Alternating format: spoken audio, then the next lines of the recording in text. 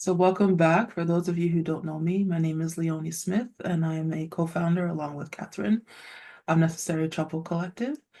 And we're here to present, this is a taste of an offering that I have called Facilitating Under Fire.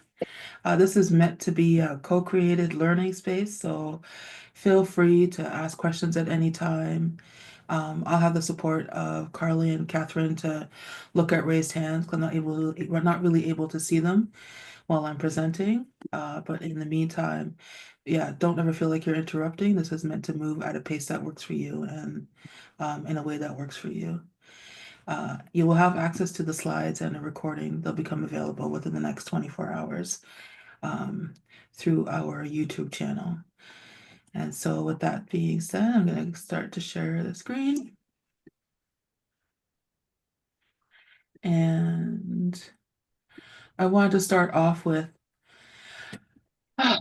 yeah, what I kind of am holding as being like the power of facilitation.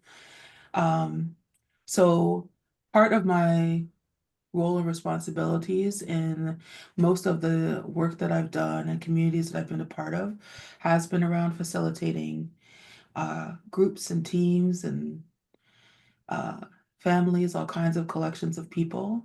And the thing that I know for sure is that collaboration is quite powerful.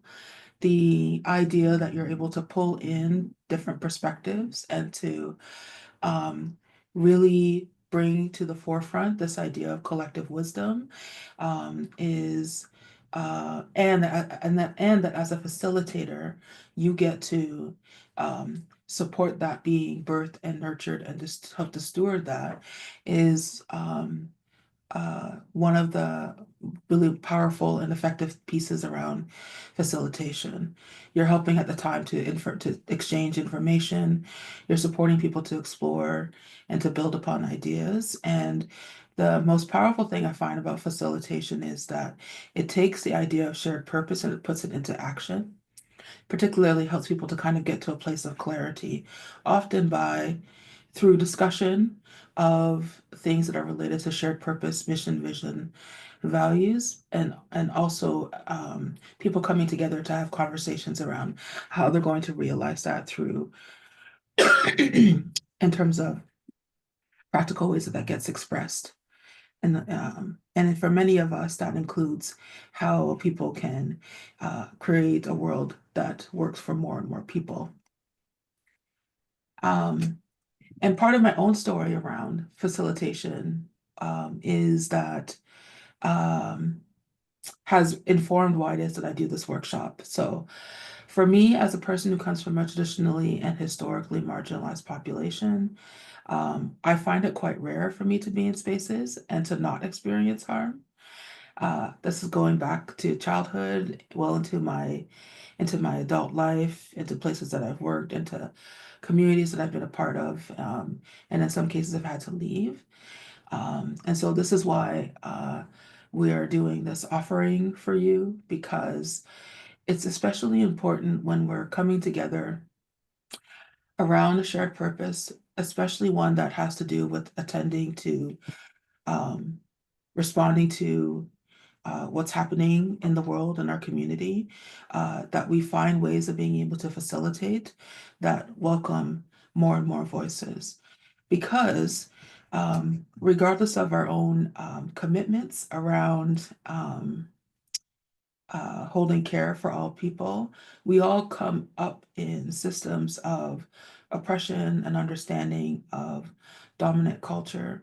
And unfortunately, those realities play out when we are facilitating spaces. So we tend to pay attention to the loudest duck. Um, People are understood to have more legitimate voices if it's communicated in ways that's celebrated in Western culture, like, such as making declarative statements, that type of thing. And so we're wanting to talk about facilitation in a way that helps to make room for all people, including Black, Indigenous people of color, um, so that we have a fuller understanding of when we're exploring ideas of ways of working. And so this can be applied to the people that you are who you would call your colleagues, your congregates, and into your community as well.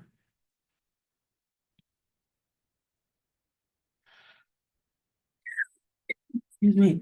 So one of the things that we're going to talk about is something called the facilitator stance, which is something that I've been developing and sharing for some time. And so what I mean by the facilitator stance is that this is about what the facilitator stance does. It helps you as a facilitator to think through what your contribution and gift will be to create the kind of atmosphere and culture that you want for the meeting that you're facilitating or for the organization or group that you're a part of. So before we move to the kind of technical or transactional elements of facilitation, like coming up with agreements, etc., we ask ourselves the question, like, how are we going to hold our own? And what I mean by that is um, many of us come and are developing or are in a place of constant questioning and exploration about the things that we find valuable, the things that are, looking at how do we make our values real? What are the things that we believe in? How do we want to be treated? How do we want others to be treated?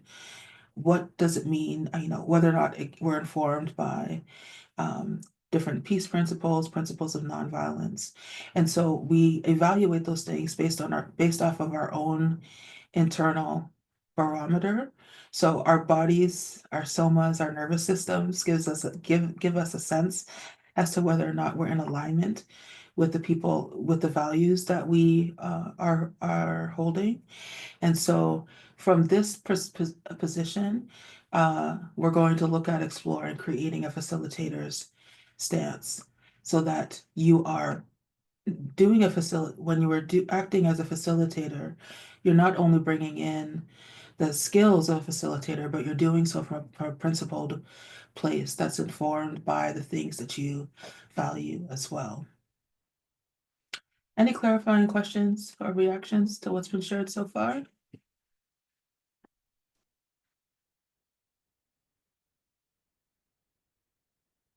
Okay. So the thing about the facilitator stance is that it's dynamic because we don't always, how we explore our principled way of being doesn't mean that we show up exactly the same for every single meeting that we're in. These things can shift depending on what relationship you have to the people or the group. Like, for example, if you're an outside facilitator, which groups sometimes choose, um, how your stance or the way that you show up might change than if you are somebody who is um, a person who already has deep connections within that group. Um, we can look at how we hold, for example, the hierarchical power and influential power. So what I mean here is that as facilitators, we also bring in our identities into the places that we are facilitating. And so we want to make room for recognizing the reality that um, that people are not only experiencing us from what it is that we say or what it is that we do, but how we show up, the identities that we carry, the identities that are put on us, also impact our sense of connection to the group and the people that are involved, and our effectiveness in terms of facilitation. So this includes our own social location. So for example, um, it's there's more risk often or more likelihood often associated with people with certain people or certain identities that will receive greater challenge because of rank. So this could be from class, for example, gender expression, and race or the impact of racism. And also that could also shift in terms of you're being accepted more by the group or certain individuals in the group based off those same and other factors. So the things that help to shape this facilitator stance is We want to have a sense of who we're meeting with, which is sometimes a discovery process that happens when we're actually meeting. Having an understanding of what their norms are, and their rules, both said and unsaid, which again can be done through discovery, or sometimes there are written rules or policies that are shared around what the group norms are. And also the reality is that our stance has to be dynamic because things shift during the meeting. There can be disruptions, and so therefore we might have times when we move from, for example, an agenda that might be fixed or timed in some way to actually attending to the realities of attending to impact or helping to support the group to have clarity. So I just want to check in to see if there's any clarifying questions or reactions to what's been shared so far.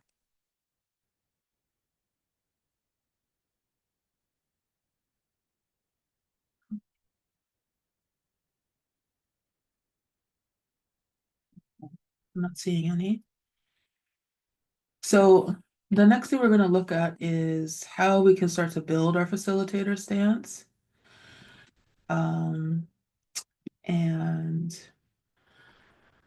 so when in order to build our facilitator stance, what I invite you to do is to bring a scenario to mind. So it could be something that you want to look back on in terms of a time that you facilitated a group and you might want to revisit it, or to think about something that's upcoming. And this could be a group that you have lots of familiarity with, or not much. And so what I invite you to reflect on is what would be important to you about how the space is held. So again, just to start to think of that, going to that place of imagining what your contribution is, what you feel would be important about how the space is held. So that's the first place of reflection. And so I just want to maybe invite a couple of minutes to reflect on that, and maybe we'll put that question in the chat. But before we start to maybe start the clock on that, any clarifying questions or reactions to what's been shared, or of the request that's being made of you? Okay. So thank you, Kathy, for putting that in the chat. So why don't we just take a couple minutes just to reflect on that? Because I just want you to have the scenario. Yep, Jen, welcoming your voice. Hi. I'm feeling uncertain about asking my question. Being new to the group, not wanting to derail things, and also not being sure how my question will be perceived, and neurodivergence is sort of impacting my ability to ask it. So I'm just going to kind of state it. And I guess I'm as a white woman, I am concerned about my stance in terms of how I facilitate groups, and I'm unclear on ways that I may have caused harm to people, and I don't know how to ask about that in a way that helps me to understand it better and also doesn't put the spotlight on you to share ways that you've been harmed. And from there, I can't articulate what's important about the space to be held because I don't know what to consider. Okay, thank you for Does that? naming that. Yeah. I think, yeah, I can reflect back just so that you know that and you can let me know whether or not I've caught it, which is that you are, I think what I'm hearing is actually like more of an expression of care and also asking for clarity. So one having to do with um, showing up as a white identified person, woman, in this space, and being unsure about how your question would be received, and also not having, or maybe needing some more clarity about, or ease to think of a scenario. And I'm not sure if it's because you're not sure how it's going to work. Like I'm trying to think of, would it be helpful for you to hear kind of what's next, what we're going to do with that? Would that help at all That's or why I not? was hesitating to ask the question in the first place, because I didn't know if you were going to answer it anyway. Oh, okay. Yeah. So what we're going to do, I'll just do a quick overview of what we're going to do with the facilitator stance in our time. So I'm asking you to bring up a scenario because we're going to work with that scenario by using some tools from nonviolent communication. So what I'm going to ask you to do next with it is to to come up with naming some feelings and then also naming those needs. So we're going to do some kind of basic OFNR, observations, feelings, needs, requests with NVC. So that's the intention to work with your scenario. I'm wondering if that's helpful to you at all, Jen. I am still seeking clarity, but I also don't want to derail if other folks have the clarity that they need to move forward. So I Would it can. be helpful to name a scenario? I'm trying to get at what would be supportive to you in this moment. Sure. An example where I am facilitating a conversation with a racially diverse group of people Mhm. based on my book, and where we're expressly talking about white supremacy, patriarchy, and capitalism. Okay. Okay. So what I would invite you to do is to think about the reflection question of when you're holding that space and when you imagine both the context or the subject of that space, the focus of it, what it's meant to kind of illuminate or to bring up. What do you think is important for when holding that space? That would support like be like not so much on the content piece, but like what would those people need? For example, if it's a mixed race group of people, what would they need? What do parents need, perhaps, might be something to think about. And what do you feel you'd like to contribute in order to support that to be a successful space? Okay. Thank you. Helpful? That's helpful. Yeah. Okay. All Thanks. right. All right. I'm going to have just give you 2 minutes of silence and then we're going to come back.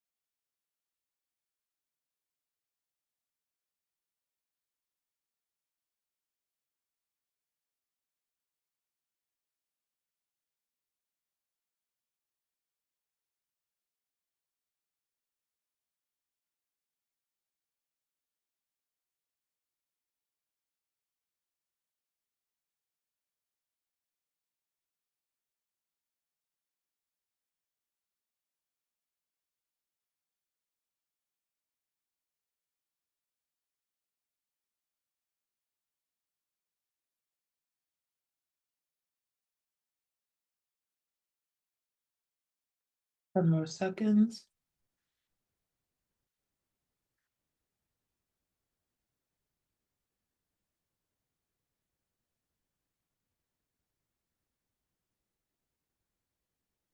Okay. Um, I'm curious about your comment, Samantha, and I'm wondering if you're willing to speak to it. It's okay if you're not, but I just wanted to come to you if you are. Yes, I'd be happy to.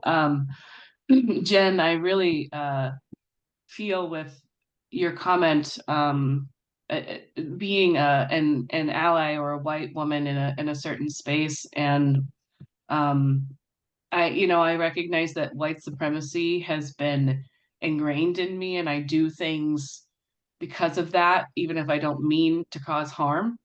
And luckily, the group that I facilitate, which is an immigration coalition, I've been able to build relationships with the people there so that when I mess up, they can call me in and bring it up.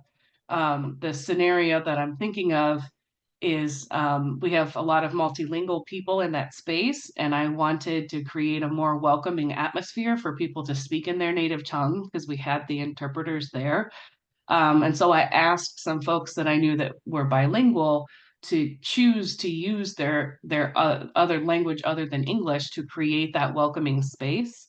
And I had someone who I deeply respect give me a phone call the next day and explain to me his perspective about how that was very kind of colonizer of me because I was like, speak your other language and just like demanding that they perform.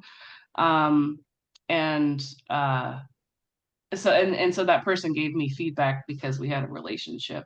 But usually when I start those meetings, I admit that my ancestors have been here for centuries and were likely the ones to bring all the diseases and the harm.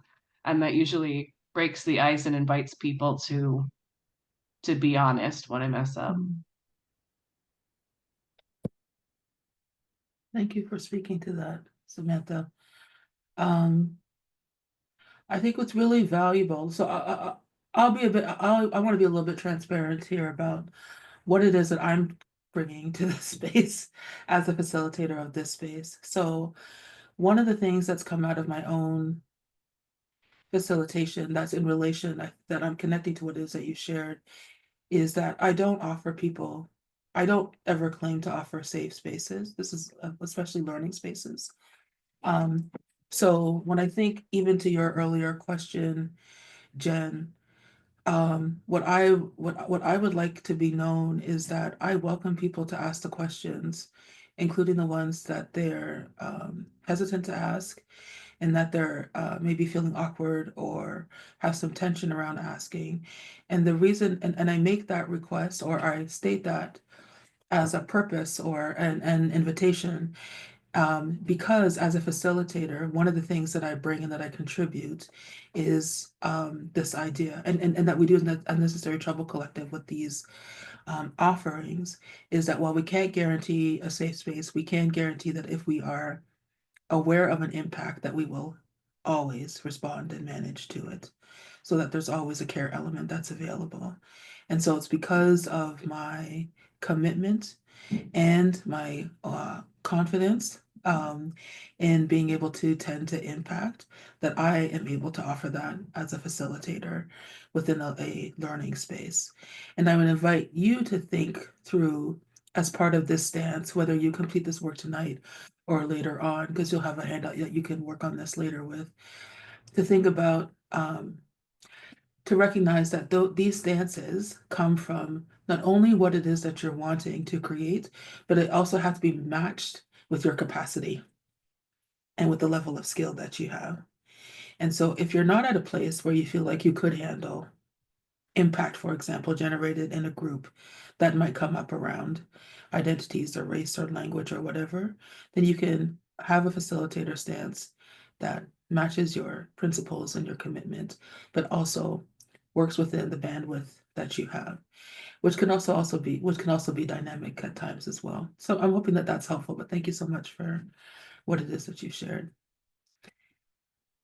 So as I mentioned in response to the question that Jen had made, we work with the facilitator stance using nonviolent communication. So I'm a certified trainer in NVC and in particular using NVC tools as tools of liberation.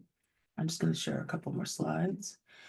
So with nonviolent communication, there are a couple of fundamental pieces. One is that all people share the same human needs, and that we often, where we have conflict, and also where we can have growth and breakthrough, is in looking at strategies to achieve those needs.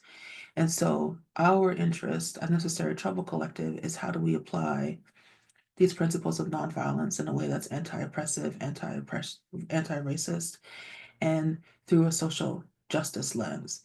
And we do that partly by recognizing that there are systems of oppression that shape strategies.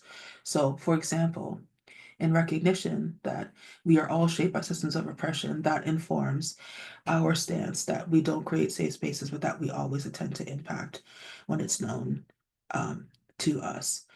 And it's because these systems live in organizations of all types, whether it's our movement spaces, our church communities, within our families, and they get expressed through individuals with or without their knowledge. And so this is our approach around nonviolent communication. And what our challenge is to meet those realities with an awareness of the systems, and that to look at applying our strategies in response to the needs that are seen, and those that are not necessarily seen or visible, but that generate impact. And so we do that through the feelings and needs inventory, which I'd like to actually, do we have one available to share with people in the link? I will find one and put it in. Okay. Because we're going to touch next on feelings and needs. And the invitation is, what three feelings are important to me to try and generate and to contribute? So this is around, again, you're not responsible for creating other people's feelings, but in this place of stepping into a place of imagining, how would I want the people who are coming to my conversation around whatever, what is it that I would like to try and to generate, or what needs would I like to meet? That I'm inviting you to name three of them. So how do the words land in my body? Are they stimulating thoughts? Am I having some kind of reaction? So when we're thinking about these feelings that we want to generate, the reason why I mentioned about how the words land in your body is because oftentimes when we are stepping towards or away from the right feeling, we have a response in our soma within our nervous system. So as we share the feelings and needs list, you might look at that list and you will know that you have landed on something or on the wrong thing because of how your soma will react to it.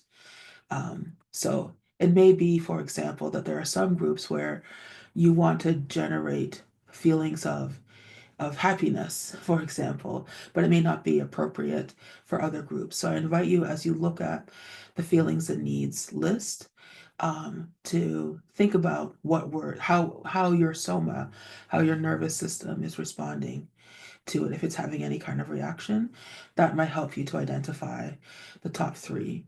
Um, and you might initially have more than three feelings that come up, which is why, again, one of the ways that you can kind of test that and flesh out what's most meaningful and important to you is by relying on your own body's reaction. So you can kind of narrow it down to the top three. And the last thing that's on the slide that I want to share is that feelings and needs lists do tend to be a single word, but that may not be how it comes to you. So you might have a whole sentence about the kind of feeling that you would like to contribute to that group. And so I invite you to write out the sentence or to think through or reflect on the sentence if that is the thing that is holding meaning for you. So in terms of this next step, I want to check to see if there's any clarifying questions or reactions to what's being asked of you. And again, we're going to put that into the chat. I think if we can do that, Catherine. Is everyone clear on what's being asked? Come with name these three feelings. Okay. All right. So I'm just going to give like maybe 90 seconds for that to happen. And please go ahead.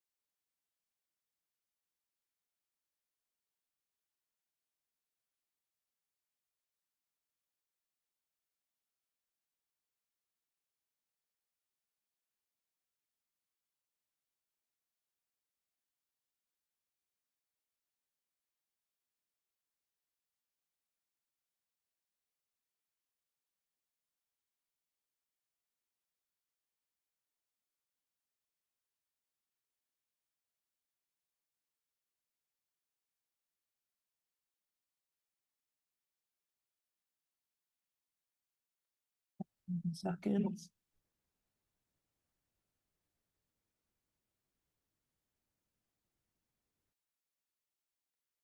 Okay, I just want to check to see if everybody has their feelings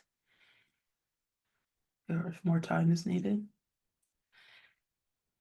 Okay. And before we go to needs, I'm actually going to share with you what I have as a recording. We're going to Yeah. watch. It's, oh, sorry. Yep. Sorry, somebody did ask for a slightly bit more time. Oh, okay. Sorry. Let me go ahead and let's do another 30 seconds.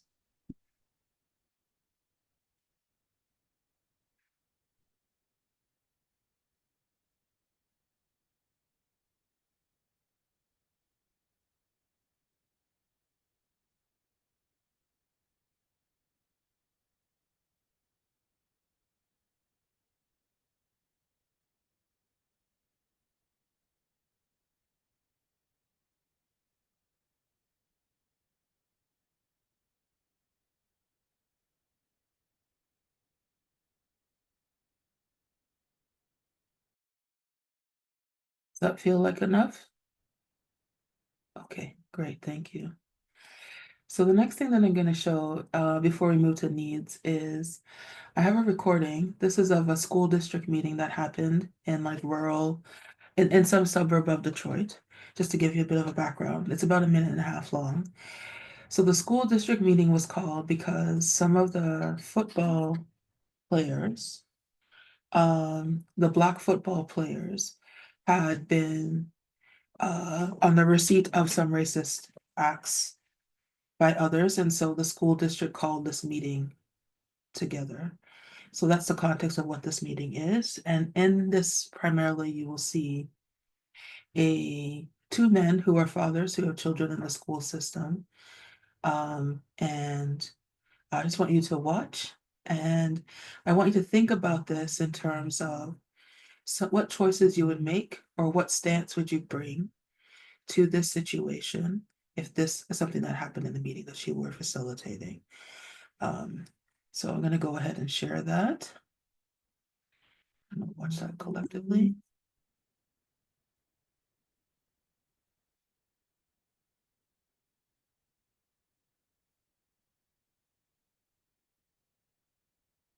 I remember when I went to his bedroom to say goodnight, and he was crying. Leonie, I don't think you have the right. We can't see it. Okay. I don't know what We you're have your seeing like there. desktop is being shared Oh. instead of just the video. Okay, we'll try that again. Okay, and then I'm gonna take it back. All right, sharing now. Okay, there we go. Okay, thank you. I remember when I went to his bedroom to say goodnight, and he was crying because of the abuse that he was enduring in this school system. Then why did you stay in Mexico? You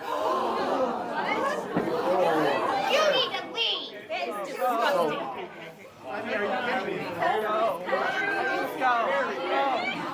That's indicative of what these kids are experiencing. That's indicative of what our kids are experiencing.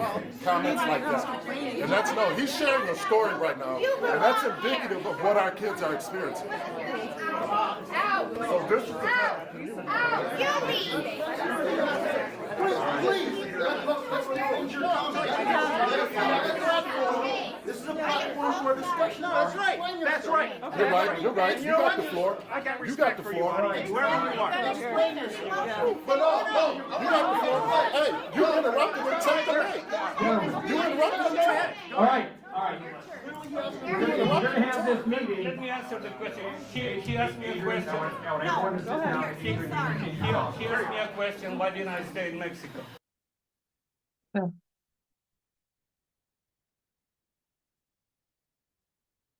me get back to finding you here. Okay, does anybody need to see that again in order to catch it? I think we're good. All right. So you can think about this in terms of the last prompt. What feelings would you like people to walk away from that meeting with? These are the things that we're talking about in terms of facilitator stance, because in this moment, in that moment right there, if we have a facilitator of that space, that facilitator could either be really effective and use their power, in this case hierarchical power, to support that group, or they could not be effective and actually end up creating and generating more harm and moving people away from it. So I'm curious how, if anyone has anyone that, yeah, what people would have to share around what they're seeing in terms of what they're seeing and what would possibly be the intervention of a facilitator in that space.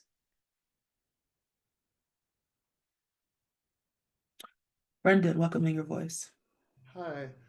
Uh, I observe the sudden uproar, cacophony in the room, and I'm not even sure how to calm it down again. Yeah, I'm not like that's something that just like blurs my mind right away is like getting people on board to even talk about it in a like as you say attend the harms because yeah. it's yeah and that's I don't know after that that's just like a question. Yeah. Thank you for naming that. Reed, welcoming your voice. Thanks, Leonie. Um, yeah, echoing Brendan in terms of the impact of the number of bodies having simultaneous responses and a strong awareness that each one of those bodies is carrying different lived experiences and different levels of comfortability in their soma to like also track the range of Yeah, reactions that's going on or only be in their own feelings about it, etc. And I had a really strong spatial reaction. My instinct as a facilitator, this is maybe like not possible, but I'm gonna like say the dream factory version, hmm um, would be to call a large pause and reorient the room into a circle, as much as possible, possibly concentric circles, but I would need to think a little, I don't have the level of experience quite yet to think about Yeah, the arrangement of concentric circles, but I have a really strong sense that like the need to slow everything down and have people actually be able to face each other because there's something being pinged about the audience arrangement and like everybody in yeah. the room being a school meeting, especially the context of the school meeting, that also all of their child bodies and their experiences in a school building are with Right. them. And Yeah, all of this looking around and where's it all coming from? That a yeah, spatial reconfiguration would be my like, is my yeah. first strong instinct on that. Yeah, thank you. I'm loving what I'm hearing so far. Brendan, what I heard from you is around a question around naming, like this might be outside of my capacity, or I wouldn't be not sure what the next step would be. And then with Reed, you're naming that just a sense of needing to slow things down and holding some awareness about what some of the things that might be happening, both that are seen and unseen, that might be contributing to the field, to the constellation that's happening in that moment. Thank you. Renee, welcoming your voice. Yeah, I think this would be beyond my capacity, just mentioning that. I also am curious about,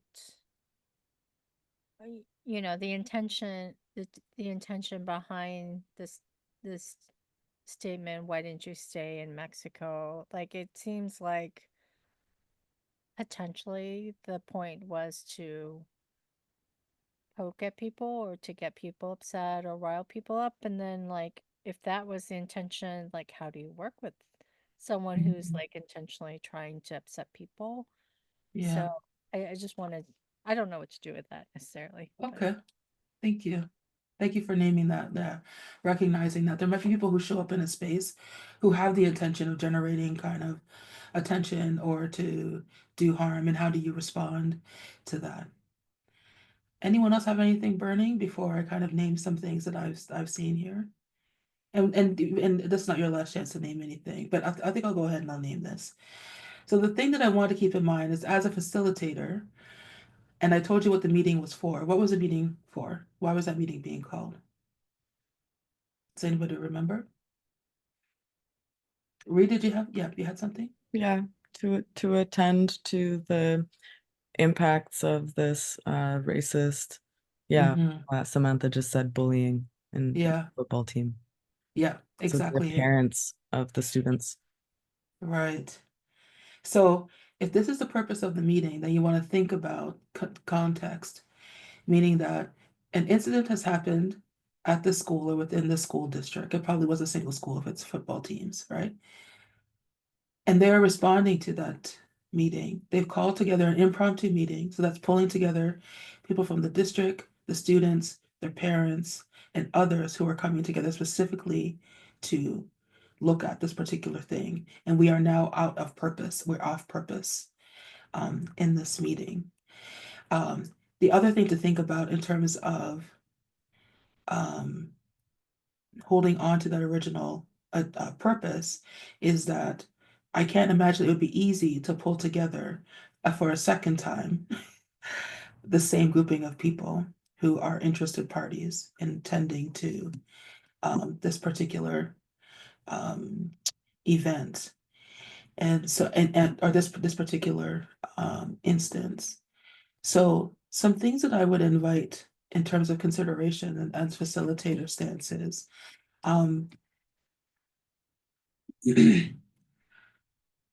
As a facilitator, the things that you are um, in terms of holding care for what's happening within that group is, I think, ultimately the direction of slowing things down and supporting people's nervous systems, because that reactivity is a nervous system reactivity. It's just being vocalized. And in some cases, not just vocalized, like there's posturing. People are standing up, there's pointing at people, people are whipping their head around, etc. And so it's showing up in different ways in terms of vocally and somatically that it's being shown up in, and some posturing that's happening. That there are all kinds of options that are available to you. So as a person who is a practitioner around nonviolence, I recognize that even the man who said, go back to Mexico, or why didn't you go back to Mexico, and the father, the Mexican American father, that they are operating from a set of needs. However, what I'm also recognizing is that one person's comment, that of the Mexican American father, is actually aligned with the purpose of the meeting, and the other person's comment pulls us out of purpose. So even though I have recognition for what's happening in terms of needs, feelings, and needs that are coming up for the father who said, what is it? Go back to, why don't you go back to Mexico? I don't have to give, as a facilitator, I don't need to give equal attention to both parties in that conversation. Is that making sense? Because I want to hold space for actually discussing the thing that's up, for why it is that we've all come together. So there's all kinds of options. So for my facilitator stance, I want to be able to attend to needs, but I want to prioritize the needs that are actually aligned with the purpose of the meeting. So some of the options that have come up when we talked about this before in other configurations is that I want to get the group back to what the shared purpose is, remind them of why it is that we have come together. To also acknowledge that something has been said that for many would be hard to hear, and that that there might be space to discuss the impact that's there, but that space is not in this moment. And then I'd want to let people know where they can find the space then to have that conversation. So whether it's like, I'm willing to stick around to talk about things afterwards, to do whatever, but what I want to do is to clarify the invitation that for people who are here to talk about the impact of the bullying on the football team, that's the purpose of this meeting. And because it would be hard to pull together this group again, that's going to be what we're going to prioritize here. But I want to name the other things that might need prioritizing, which might be support around the Mexican American father, maybe people who are also been triggered because something racist was said, people who are also triggered by the fact that there's other things that are triggering. For example, male voices speaking loudly can be triggering to many systems. that we are conditioned to react to that type of thing, the posturing, the standing, that type of thing. So to be able to say, what spaces can be created to tend to those things, and invite those who have the capacity to prioritize that space. Because at this point, I may have gone, I'm going to be a more tightly controlling facilitator to say, if you're here in this meeting, you're here for the agenda that we've come up with. But all of those things are informed. The reason why it is that I want to create space for impact comes from my principled stance around, in this case, being informed by nonviolence, that I want to hold care for the needs that are expressed, including for the person who said the thing that was disrupting. I'm just not prioritizing that care in that moment. Just wondering how that's landing for people, if it's making sense, if it's helping you to think at all about your facilitator stance. Yeah, open to any kind of comment or reactions. Okay, I see the thumbs up, and I see from Brendan, the way those 6 to 8 words created minutes or much longer of reaction time in nervous system, hours. It's interesting to address those words to set aside the priority for another moment. It would be neat to watch, yeah. And the thing is that I cannot speak to whether or not it would be a successful way of being able to handle things. What I'm speaking about is what my intervention would be. And hopefully, as facilitators, that we have enough skills to know when things are not working. So there may not be a way, for example, to bring that people back to that meeting. It may be too disruptive, in which case you might have to walk away from the agenda. But this is what I would bring in terms of my own facilitator stance based on the principles that I carry. So thank you for naming that. I see a raised hand from Nakachi, so I'll come to you, welcoming your voice. Yeah, I just want to name how I'm appreciating the implementation of prioritizing. And that often, and for myself, where in my learning, especially early on when I first was introduced to NVC, there was a feeling for that there was a sense for myself that I had to give equal footing, equal voice, equal platform, or to hold everyone's experience equally, maybe. And I've over time, and it's still a work in progress, but to be able to hold the priority, like really, the priority isn't necessarily whose feelings are more important or whose needs are more important. The priority is, why are we here? What have we come to accomplish? And that can be hard to hold on to when something like that happens, because I was dysregulated. When I heard him say that, I had the same reaction that so many people in the room did of, whoa, I can't believe that just happened. And so it can be difficult to keep that kind of laser focus, but that really is the priority. And I think NVC also teaches us that it isn't it's not an adversarial of people, it's how are we going about addressing the issue? How are we going about together of addressing the problem? So I'm just really appreciating that. Thank you for that. Renee? Nakachi. Yeah, I wonder if in the mind of the person who said that statement, in his mind, in his system, he is on topic. Like, it was kind of like saying, you should be happy with what you have. Shouldn't be complaining about horrible things happening to you on the football team. So, I mean, in his mind, he might think that he's on topic. So it's like the agreements that there shouldn't be bullying, or there shouldn't be, like, that hasn't been agreed, I guess.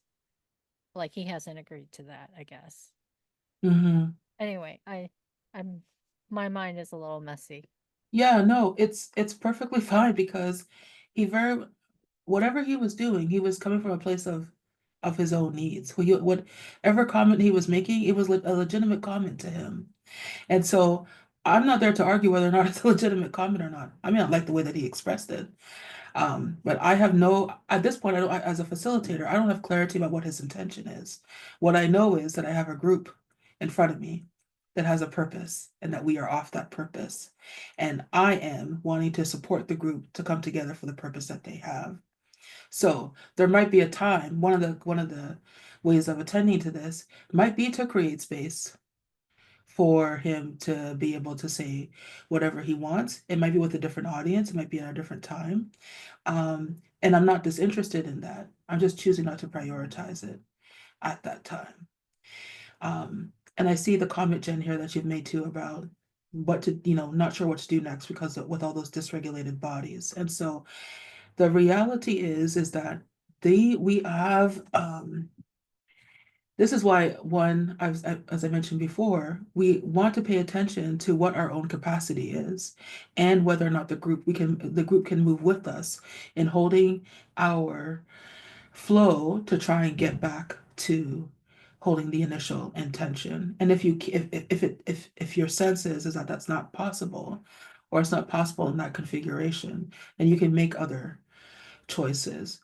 What I was saying is that I would want to try to see if I could get the group to come back to give attention to what is there, given the fact that we're in a situation that has a time limit on it, meaning that there are Black students who have experienced bullying and racism who are needing some kind of care or response in a timely way.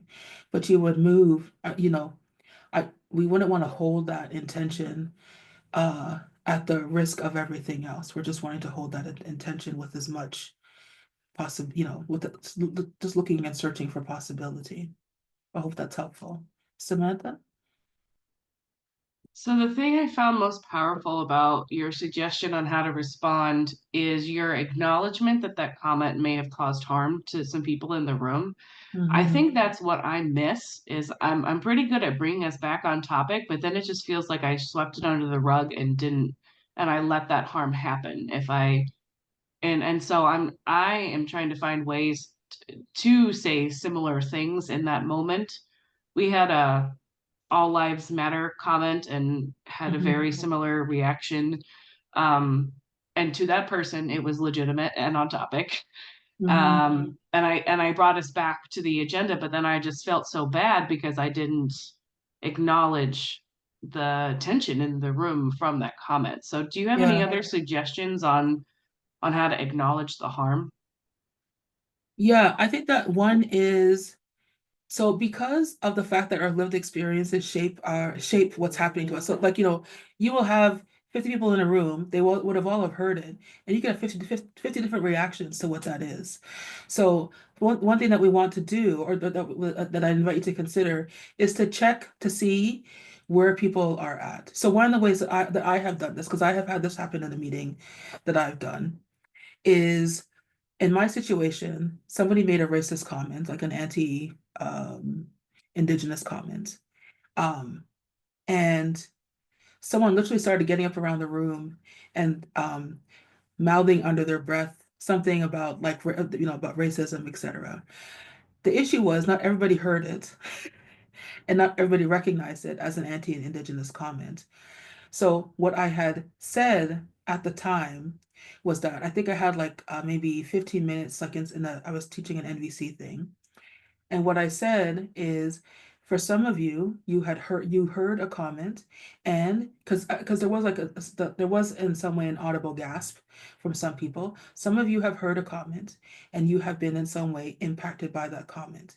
If you need support around that impact, please stay in the room. For those of you who don't know what I'm talking about, please feel free to leave the room. So I'm just checking in to see whether or not to let people know that there is space that is created if they have been in some way impacted. And then we process the impact, including bringing the person back in who had made the comment.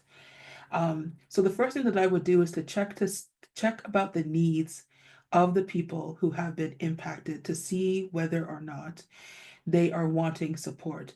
Not if they have been impacted, but whether or not they're wanting you to do anything about it. But I think it's also fair to name that people may be impacted. And then once you've named it, again, what are you will say what you're willing to do to support that moving forward, including if you don't know, to create space to explore what might be possible to support it. Is that helpful at all to hear, Samantha? Yeah, it I hadn't even thought about if the impacted people want me to say something or not. See, there's the privilege coming out again. Um, yeah, just in that moment, just trying to figure out, should I say something or should I just get us back to the purpose is something I struggle with.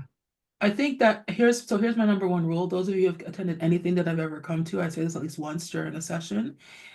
If you are in the middle of doing something, in a conversation, teaching a class, whatever you're doing, and you have a sense that impact has been created, you stop what you're doing and you attend to the impact first. And the reason why you do that is because people cannot, their nervous systems can react to acknowledgement and naming, even if you don't have the solution, even if you have no idea what the hell you're doing. Just by it being able to say, there has been impact here that is created. I don't know what to do. I want to create space to explore what is. Would that be of value? You stop what you're doing and you attend to the impact first.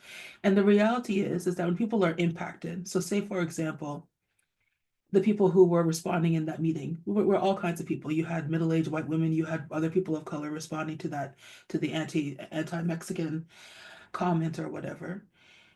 You for which is what, as a facilitator, you have to one thing, the reality is that when many people's nervous systems are in a state or in that reactivity state, they can't take in anything anyway. So there's no point in moving forward with the agenda, which is why with the strategy that I named, what I've asked people for is whether or not they would trust me in order to move forward with the agenda and to stay if they are willing and have the capacity to stay with that agenda. If you don't. But I always say that wherever there's impact, and you'll know it, your body will let you know in some way. Even if you don't know what it is, you can always ask, was there impact here? I think I may have missed something here. Is there something here that I'm not seeing? Or, we were a very vibrant, talkative group and things have gone quiet. Is there something that somebody needs? So to ask and wherever there's impact, to attend to the impact first. Is that helpful at all, Samantha? Okay. All right. We're doing well here. I mean, we're off agendas, but I actually, as facilitator, I like it when we get off agendas in these kinds of situations. So, is there any other questions or anything else that's coming up for people before we move on? We have about 5 more minutes or so. Yeah. Reed, you have something? Welcome to you. Yeah, thank you.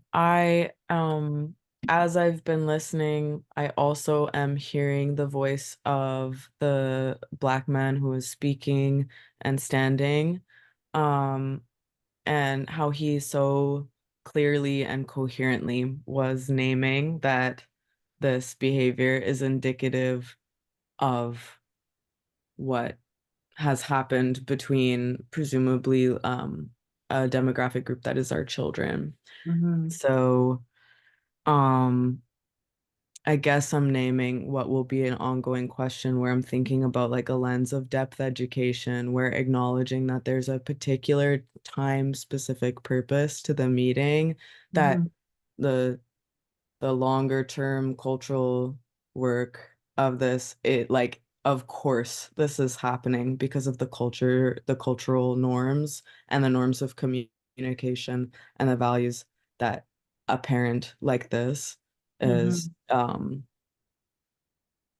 bringing into the space, and many parents like this are bringing a space. So I'm holding like a sort of a fractal right now, and then how what opportunity for dropping deeper together as a community group can there moving forward. And I think that that's a fair question, but I think I think what often happens is that something like that will happen into a meeting. It will lead to more and more conflict and tension. Somebody at some point will be like, let's run a DEI course or something like that, and it will get you nowhere. It's an absolute shit response to that kind of behavior. And so the reason why we hold power, the power of facilitation is that you're not only managing the movement of information, wherever you have people gathered, you are also helping to manage somas. The fact that there are nervous system to nervous system within a space and that they need care and attention. And that's an important piece to have. And too often we go to a place of wanting to name strategies or soothing again, and that can often come from our own capacity, like if we're in a state of overwhelm. And what I'm hoping is in our short time together is to, you'll have time to reflect more on your facilitator stance with a handout that you're going to get, is that you think through a situation like this or ones that have happened to you or something that's similar, and to be like, is there more that I could potentially offer into that type of space when this happens that acknowledges the fact that, yes, I have an agenda that I want to hold on to. And I also want to know that there's a sufficient level of care that allows people to stay in enough connection, because that too is your job as a facilitator. As a facilitator, it's important. One of the most valuable principles is around omnipartiality, which is that you are wholly interested in all perspectives.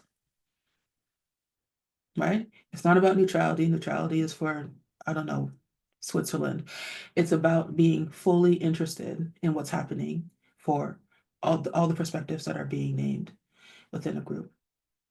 Okay, we'll turn to you, Nancy, and then I'm just going to do a couple of things to wrap up here before we go to closing.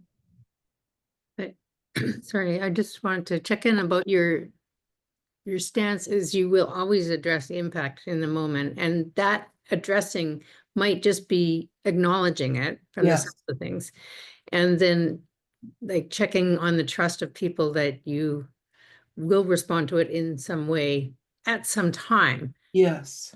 But it Yes. may not be in that moment, so you're also checking with them, are their nervous systems calm enough to proceed with what was the original agenda? Right. And if, I'm just wondering, if not, then what would your branch point be at, then? Like if the people most affected, say, by that comment are their nervous systems can't calm to Yeah. back to the agenda. That's an excellent question. I wouldn't ask them anything about their nervous systems because you're not going to get an answer that's actually going to be Right. I at mean, that point. yeah. Right? Right. But what Yeah. I'd want to do is, for example, so what I'm trying to do is to recontract with that group to say, will you entrust me holding this group in order to get us to stay with our agenda? Then I would try to move us through the rest of that agenda. By people's behavior to my interventions, I will get a sense whether or not I'm being successful or not. And I will make different choices depending on what people's responses are. If at any point, and I have done this, I experienced this, that I get the sense, and this is just my sense, these are just guesses, right? These are guesses, they're not written in stone, as you know, that the level of trust or the capacity is not there for the group, then I will make a choice then. That's about all of it in service of care for the group, for example. Thank you. Okay, Ying, you have Yeah, something? thank you, Leonie. I think it's getting the floor back when there's so much reactivity can be really difficult for a facilitator. So I think the timing is kind of the question, because you can't just like be all of a sudden super authoritative and shut the No. voice down. Yeah. So what's your thinking about timing to recheck? Yeah.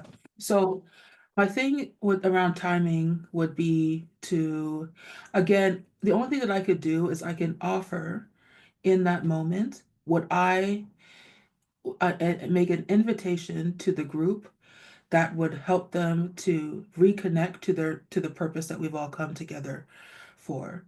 And including and I would take action based off of their response. And as I said, I would kind of check and test along the way to see what's there. I don't know exactly what I would do about timing, because all I'm trying to do in that moment is to see whether or not there's a way to be able to support this group in being able to respond appropriately to these acts of racism that have happened with the football team. If there has not been, if there isn't either time or other capacity needs that cannot be met, then I would make I can only tell the group what it is that I can do, which is that I can advocate to the powers that be to continue this conversation, to have another meeting, to find another way of even if I don't know what the suggestions might be, is to take the time to work with the powers that be to see what might be next that will help us to ultimately reach our goal that we've come to as far as our shared agenda is concerned.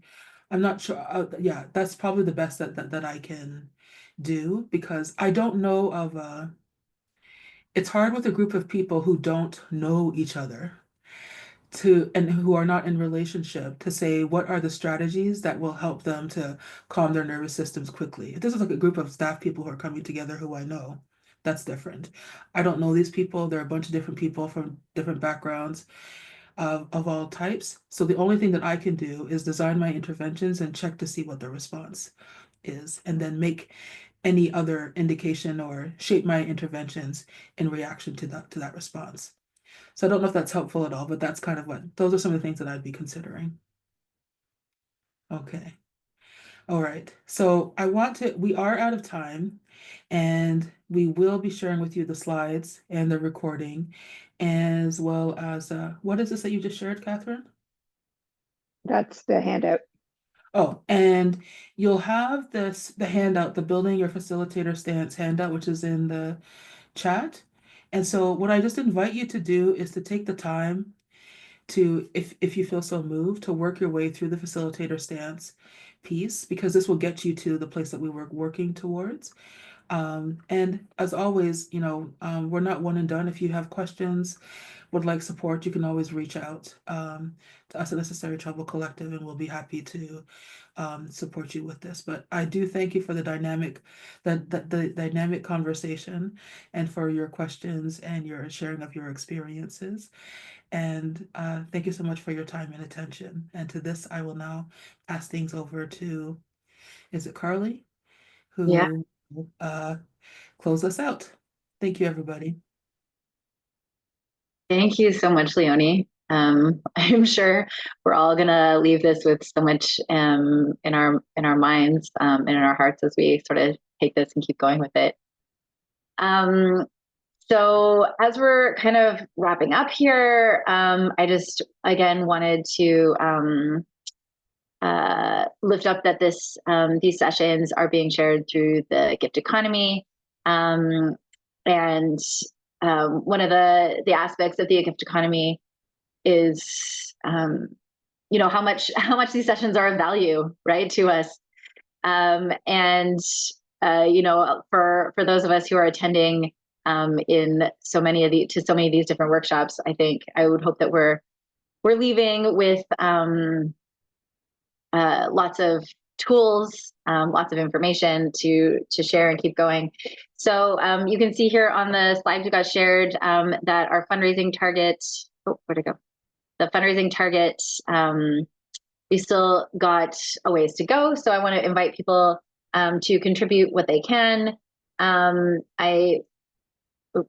sharing the links for how to share, how to contribute into the chat. So I welcome people to contribute what they can, right? If you're able to give more, it allows someone else who may not have access to the funds to be able to still attend and still benefit from these sessions. And there is one more session in our community care and repair series. So please do check it out in 2 weeks from now.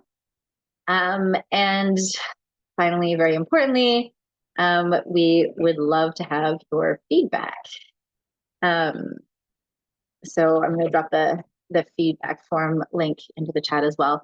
maybe before you leave your computer, before you do anything else, if you can fill that out, and just, you know, I know Leonie and Catherine take your feedback to heart, and, you know, hopefully these sessions are not the end. You know, the next session will not be the last time we hear from them, and so feedback allows the sessions to continue to develop and meet people's needs.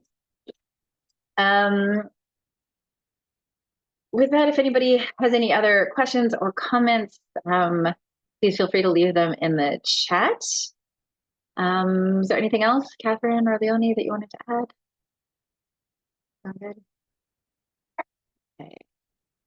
With that, I think I can't personally stop the recording, so I don't know if anybody else wants to. But as we go, I want to invite people to